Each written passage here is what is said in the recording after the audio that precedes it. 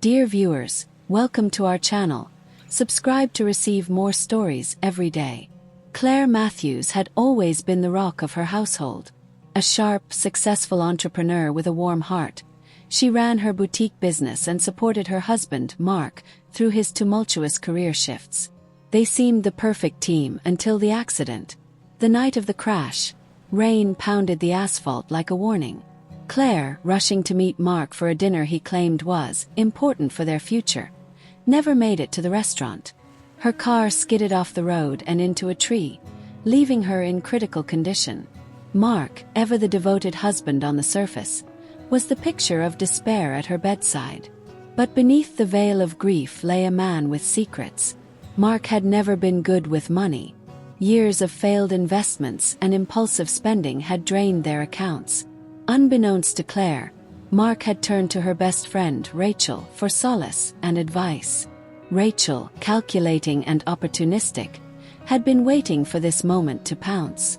"She won't make it, Mark," Rachel whispered one night as they stood beside Claire's still form in the hospital room. Tubes and monitors beeped rhythmically, as if defying Rachel's words. "You need to think about your future." "Our future?"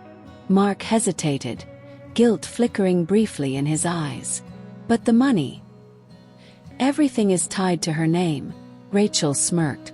"That's why I've already spoken to a lawyer. There's a way to transfer the assets before it's too late." Claire, trapped in the dark limbo of her coma, heard it all. The muffled voices reached her like echoes through water, but the words were unmistakable. Her husband, her best friend, plotting to strip her of everything while she lay helpless.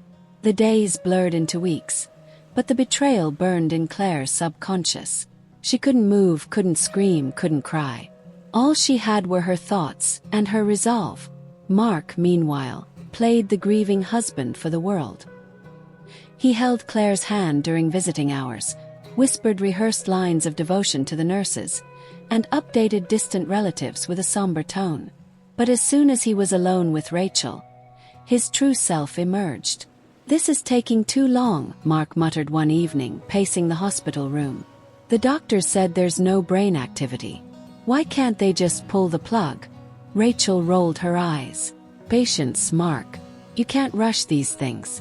Besides, the power of attorney paperwork is almost finalized." What they didn't know was that Claire's legal instincts had prepared for something like this long before the accident. Her lawyer, Jenna Harper, had warned her about the risks of blind trust in loved ones, and Claire had taken precautions. But even Jenna couldn't have foreseen this level of betrayal. The turning point came on a stormy Friday night.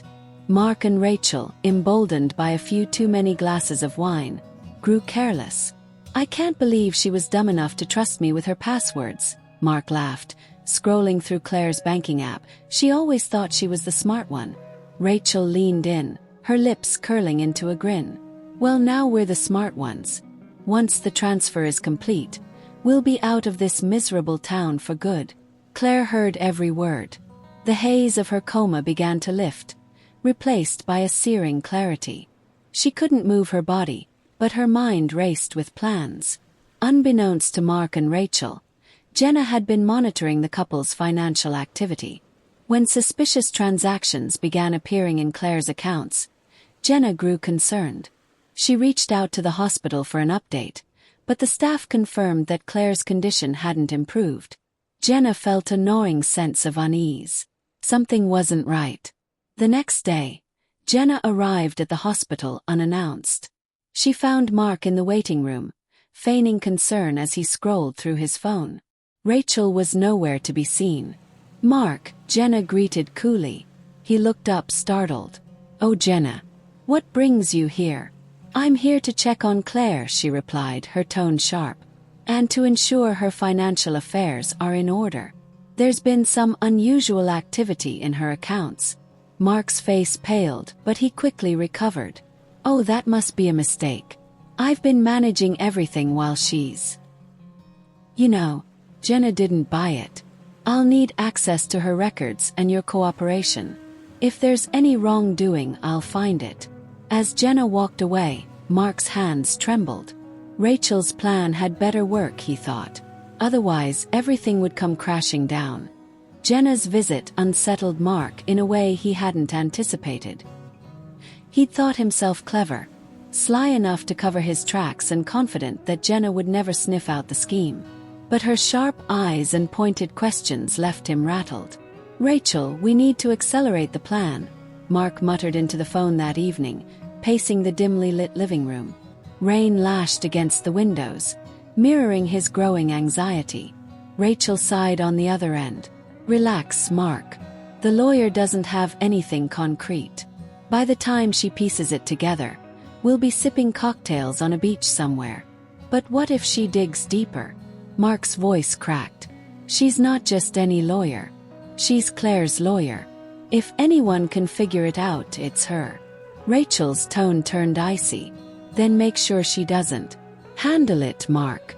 In the sterile stillness of the hospital room, Claire lay motionless, her mind sharper than ever. She pieced together Mark and Rachel's plan from their whispered conversations and knew time was running out. The betrayal cut deep, but Claire's anger burned brighter than her despair. She wasn't going to let them win. The following morning, Jenna returned to the hospital with an air of determination. This time she brought reinforcements, a tech specialist named Alex who specialized in uncovering financial fraud. "I have reason to believe there's foul play," Jenna explained to the hospital administrator. "I need permission to monitor all incoming and outgoing communications related to Claire's accounts." The administrator hesitated but eventually agreed, moved by Jenna's impassioned plea. Meanwhile, Mark grew increasingly paranoid. Rachel's smug reassurances no longer comforted him. He started making mistakes, logging into Claire's accounts on public Wi-Fi, forgetting to clear his search history, and even withdrawing cash in large amounts. One evening, while Rachel was visiting Mark at their apartment, Jenna and Alex struck gold. "Got it," Alex said, his fingers flying over the keyboard. "There's a trail leading straight to an offshore account. Look at this. Large transfers in the past 2 weeks, all initiated from Mark's devices." Jenna's jaw tightened. They're not even trying to hide it anymore. It's time to act. The confrontation happened sooner than Mark anticipated.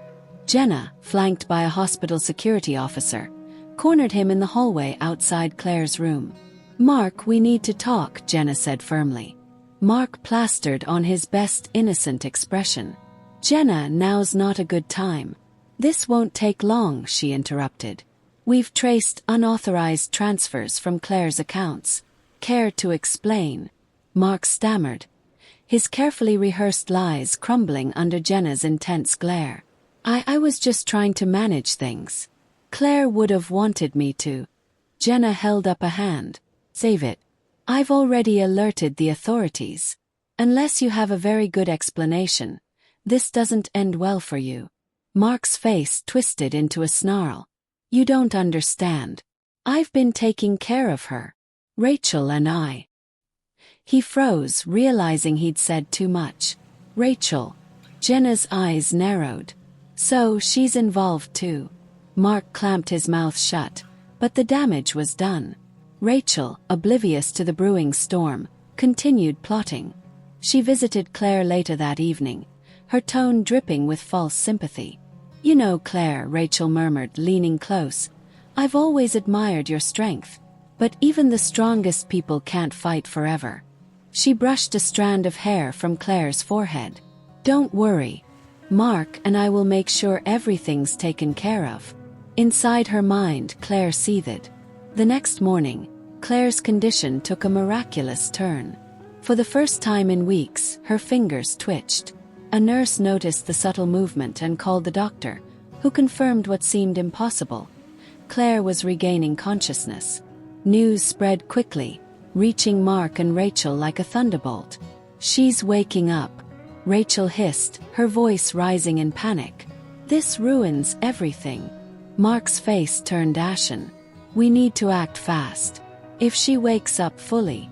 Rachel grabbed his arm. "Then we make sure she doesn't. You know what needs to be done." Mark stared at her, horrified. "You mean?" Rachel's expression hardened. "Do you want her to take everything from us?" But Claire had her own plan. With her body regaining strength, she began testing her limits. Small movements, faint whispers. Each step brought her closer to reclaiming control. The nurses, excited by her progress, reported every milestone to Jenna, who felt a surge of hope.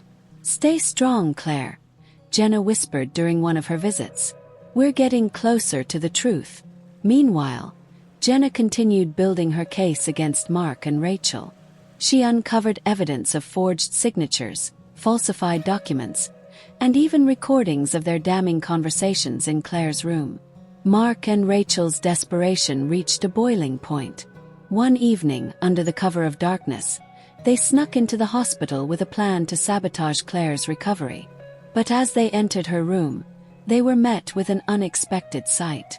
Claire's eyes, once closed in helpless slumber, were open. "Hello, Mark," Claire rasped, her voice weak but laced with venom. "Hello, Rachel." Mark stumbled back, his face pale as a ghost. Rachel froze, her mouth opening and closing like a fish.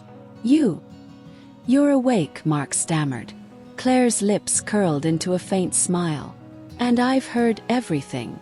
Mark's legs nearly gave out beneath him as Claire's piercing gaze pinned him to the spot. For weeks, he'd assumed she was trapped in a void, oblivious to the world around her. Now, her words echoed in his ears like thunder. "I've heard everything," Claire repeated, her voice quiet but powerful. The weak smile on her face was gone, replaced by a cold, unwavering stare. Rachel, typically quick-witted, struggled to form a coherent sentence. "Claire, you don't understand. It's not what it looks like." "Oh, it's exactly what it looks like," Claire replied, her voice gaining strength with every word. "The lies, the theft, the betrayal. You've been busy while I've been lying here." Mark tried to step forward, his hands outstretched in mock sincerity. "Claire, listen. It's not what you think. I was only trying to save it." Claire snapped, her voice cutting through the room like a blade. The monitors beeped faster as her anger flared, a testament to her willpower driving her recovery. "You and Rachel were so confident I wouldn't wake up. You plotted right here, thinking I couldn't hear. But I did." The color drained from Mark's face as the weight of her words settled over him. "Do you know what it's like," Claire continued, her voice trembling with emotion, "to be trapped in your own body, unable to move or scream, while the two people you trusted most conspired to destroy everything I built?" Rachel's expression turned desperate. "Claire, you have to believe me. Mark manipulated me. I never wanted to." Claire let out a bitter laugh. "Spare me the performance, Rachel. I know you. You've always been a snake, waiting for the perfect moment to strike. I just never thought you'd sink this low."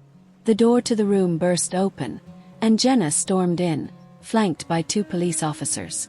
"Perfect timing," Claire said, her tone icy. "Mark and Rachel Daniels," Jenna announced, her voice ringing with authority. "You're under arrest for fraud, embezzlement, and conspiracy." Mark's eyes widened in panic. "Wait, what? You can't do this." "Oh, I can," Jenna said, crossing her arms. "You left a trail of evidence so obvious. A first-year law student could have cracked the case. The forged documents, the bank transfers, the offshore account. It's all here." She held up a folder thick with incriminating evidence. Rachel turned to run, but one of the officers grabbed her arm. "You're not going anywhere," he said firmly. As the officers cuffed them, Mark turned to Claire, his voice pleading. "Claire, please. You can stop this. Tell them you don't want to press charges." Claire's gaze was steely. "Why would I stop them? You didn't stop yourself when you planned to steal everything from me." As Mark and Rachel were escorted out, the room fell silent except for the soft hum of the monitors. Jenna approached Claire's bedside, her expression softening. "You did it," Jenna said gently. "You fought your way back." Claire nodded, exhaustion finally setting in. "Thanks to you. If you hadn't uncovered their scheme, they might have gotten away with it." Jenna smiled. "You're stronger than you think, Claire. I just gave you the tools, you did the rest." Over the next few weeks, Claire's recovery accelerated. Physical therapy sessions were grueling, but her determination never wavered. Every step she took felt like a victory, a reclaiming of her life and independence. Mark and Rachel's arrest made headlines, and the court proceedings were swift and decisive. Both were convicted of multiple charges, leaving them with hefty sentences and financial ruin. But for Claire, justice wasn't just about their punishment, it was about reclaiming her narrative. 6 months later, Claire stood in front of a packed room at a charity gala she had organized herself. The event, titled Women of Resilience, was dedicated to supporting women who had faced betrayal, loss, or adversity. Dressed in a sleek black gown, Claire took the stage, her presence commanding. "Good evening," she began, her voice steady. "Tonight we celebrate strength, the kind of strength that comes from within. When life knocks us down, it's easy to feel defeated. But it's in those moments of despair that we discover who we truly are." The crowd erupted into applause. After the speech, Jenna approached Claire with a glass of champagne. "You've come a long way," Jenna said, raising her glass. "So have you," Claire replied with a smile. As the two women toasted, Claire felt a deep sense of peace. She had lost a lot, but she had gained something far more valuable: the knowledge that she could rise above anything. Mark and Rachel had underestimated her. They had thought her weak, helpless, and defeated. But Claire had proven them wrong. And as she stood in the glow of the gala lights, surrounded by newfound allies and supporters, Claire knew she would never let anyone take her power away again. Dear viewers, thank you for watching. If you like this story, please subscribe to our channel to receive more stories every day. Share with us what you think of this story and tell us where you're watching from.